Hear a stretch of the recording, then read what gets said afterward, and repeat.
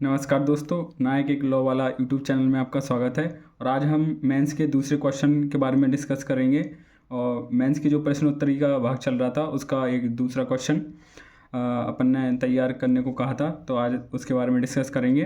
क्या संसद को संविधान के किसी भी भाग को पूरी तरह संशोधन का असीमित अधिकार है? तो इस प्रश्न पर मेंस के हिसाब से अपन आंसर राइटिंग करेंगे और आप अपने शब्दों में से फिर लिखेंगे। उसका आंसर लिखेंगे। भारत की संसद को संविधान के किसी भी भाग को संशोधित करने का अधिकार संविधान के अनुच्छेद 368 द्वारा प्राप्त है। अब हम बात करते हैं कि जो संविधान को संसद के संविधान को संशोधित करने का शक्ति का अधिकार मिला है, वो संविधान में 368 के द्वारा अनुच्छेद 368 के द्वारा प्राप्त हुआ है। हालांकि इसका यह अर्थ नहीं है कि संसद को संविधान के किसी भी हिस्से को असीमित रूप से संशोधित करने का अधिकार है।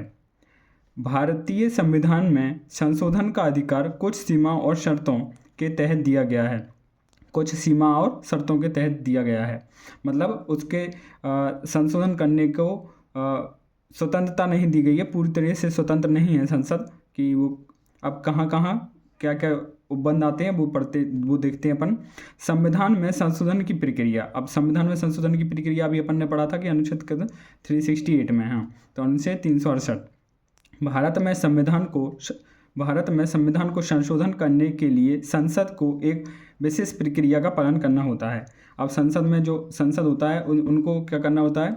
विशेष प्रक्रिया का पालन करना होता है, जो कि क्या अनुच्छेद 368 में निर्धारित है। संविधान के संशोधन के लिए, अब संविधान में संशोधन के लिए कुछ प्रक्रिया होती है, जैसे साधारण बहुमत से भी होता है और विशेष बहुमत से भी होता है। तो साधारण बहुमत कुछ प्रावधानों में केवल संसद के दोनों सदनों में साधारण बहुमत से संशोधन किया जा सकता है। कुछ प्रावधानों में तो केवल संसद के दोनों सदनों में साधारण बहुमत से संशोधित किया जा सकता है संविधान में। और विशेष बहुमत से भी होता है। विशेष बहुमत बोले तो दोनों सदनों के माध्यम से। विशेष बहुमत में क्या होता है? कुछ मामलों में संशोधन के लिए संसद के दोनों सदनों में संशोधन का प्रस्ताव पारित करना आवश्यक होता है, और यह कई प्रकार से राज्यों के विधानमंडलों की सहमति भी ले सकता है। अब राज्यों की विधानमंडलों की सहमति भी ले सकता है, जैसे संघीय मुद्दे हो गए, राज्य के अधिकारों से संबंधित संशोधन हो गए, तो उनमें क्या हो गया? विशेष बहुमत आवश्यक होता है। अब आगे देखते हैं। दूसरा पॉइंट है संविधान की अविच्छेद्यता। अब समझे इससे जे आ गया बेसिक स्ट्रक्चर डॉक्ट्राइन। पहले अपन ने वो केशवानंद भारती का केस डिस्कस किया था, तो जो उसी से संबंधित है, पूरा का पूरा ये दूसरा पॉइंट उसी से संबंधित है। अब इसमें देखेंगे आगे। हालांकि संविधान में संशोधन की प्रक्रिया दी गई है, फिर भी भारतीय न्यायालय ने यह स्पष्ट किया है कि संसद को संविधान के मूल संरचना बेसिक स्ट्रक्चर को बदलने का अधिकार नहीं है। देखो वही बात आ गई ना जो अपन ने केशवानंद भारती केस में पढ़ा था कि बेसिक स्ट्रक्चर को बदलने का अधिकार नहीं है। यहाँ यह सिद्धांत न्यायमूर्ति के माथुर, अब देखो एक किसने दिया था? के माथुर, न्यायमूर्ति के माथुर बहुत इंपॉर्टेंट है क्योंकि उन्होंने केशवानंद भारती के केस में ही बताया था। तो देखो यह सिद्धांत न्यायमूर्ति के माथुर के 1973 के केशवानंद भारती बाद में भारतीय सर्वोच्च न्यायालय द्वारा स्थापित किया गया था। इसके अनुसार इसमें क्या कहा गया था? संविधान की मूल संरचना को बदलने के लिए संसद के पास अधिकार नहीं है।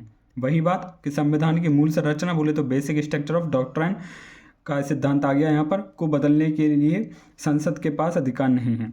यह सिद्धांत यह सुनिश्चित करता है कि संविधान की संरचना जो भारत के लोकतांत्रिक, संघीय और धर्मनिरपेक्ष सिद्धांतों पर आधारित है, वह अविच्छेदित मतलब वही बेसिक स्ट्रक्चर ऑफ डॉक्ट्राइन। अविच्छेदित बोले तो इसे परिवर्तन नहीं किया सकता है, जो कि मूल संरचना से संबंधित है। तीसरे बिंदु पर चर्चा करते हैं, क्या संविधान को असीमित अधिकार है? तो इसमें देखेंगे अपन नहीं, जैसा कि अभी अपन ने केशवानंद भारती में बाद में भी समझा था। तो भाई नहीं, संसद को संविधान के किसी भी भाग को पूरी तरह से संशोधित करने का असीमित अधिकार नहीं है। यहाँ असीमित अधिकार नहीं है, इसके कुछ कारण हैं। अब मूल संरचना, इसका पहला कारण क्या है? मूल संरचना, जो कि केशवानंद भारती केस से सीधा संबंधित है। जैसा कि ऊपर बताया गया है, सर्वोच्च न्यायालय ने यह स्पष्ट किया है कि संसद को संविधान की मूल संरचना में कोई परिवर्तन करने का अधिकार नहीं है।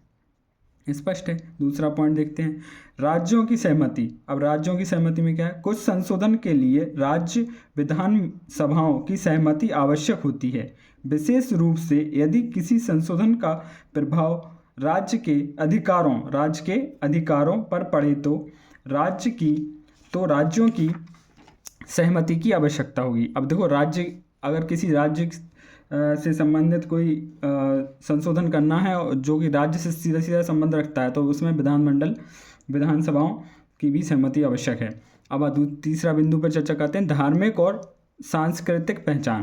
भारतीय संविधान की कुछ विशेषताएं, जैसे कि धर्मनिरपेक्षता और समाजवादी दृष्टिकोण, जिन्हें मूल संरचना माना जाता है, जो संसद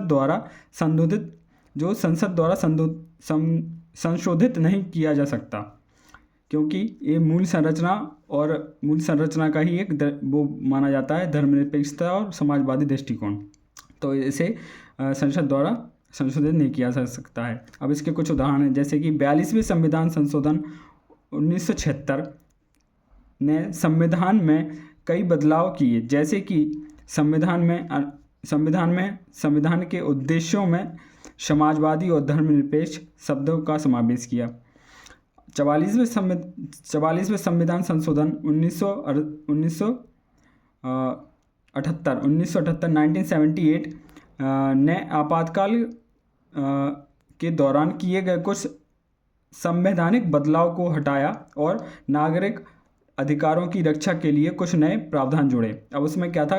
पहले 44वां संविधान संशोधन इम्पोर्टेंट इसलिए हो जाता है क्योंकि इसमें आपातकाल के दौरान नागरिकों के अधिकारों की रक्षा की प्रावधान जोड़े गए थे, तो ये इम्पोर्टेंट है। अब इन बदलावों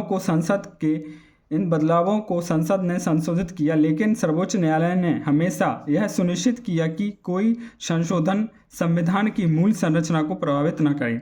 अब क्या है कि जो संसद है और एक न्यायपालिका है, तो इन दोनों में क्या है? मतभेद चलता रहता है। संसद ये समझती है कि हम स्वतंत्र हैं, हम कभी भी कुछ भी बदलाव कर सकते हैं, लेकिन संसद से ऊपर यहाँ पर न्यायपालिका हो जाती है। क्यों? क्योंकि न्यायपालिका हमेशा स्पष्ट करती है कि संसद को शक्ति तो है बदलाव करने की, लेकिन ऐसी कोई शक्ति नहीं है जो मूल संरचना को प्रभावित करे। तो अब इसका देखते हैं, निष्कर्ष देखते हैं, या सिर्फ संक्षेप में ही कह सकते हैं। तो संक्षेप में क्या है? संसद को संविधान के किसी भी हिस्से को संशोधित करने का अधिकार तो है, लेकिन यह संशोधन संविधान की मूल संरचना के भीतर रहकर ही किया जा सकता है। देखो क्या है कि संसद को अधिकार तो दिया गया है, लेकिन मूल संरचना मतलब एक सीमित तरीके से उसे प्रतिबंधित कर दिया गया, उसे बांध दिया गया सीमित में। किसने? न्यायपालिका ने। संसद का अधिकार असीमित नहीं है और सर्वोच्च न्यायालय द्वारा निर्धारित सीमाओं के भीतर ही इसे क्रियान्वित किया जा सकता है। तो ये अपना दूसरा क्वेश्चन तैयार हो गया है। अब कल हम पढ़ेंगे पाँच लीगल शब्दावली और प्लस 2 प्री के क्वेश्चन प्लस कुछ क्वेश्चनों पर डिस्कस किया जाएगा। धन्यवाद। आपको वीडियो पसंद आई हो तो लाइक, कमेंट, शेयर करें।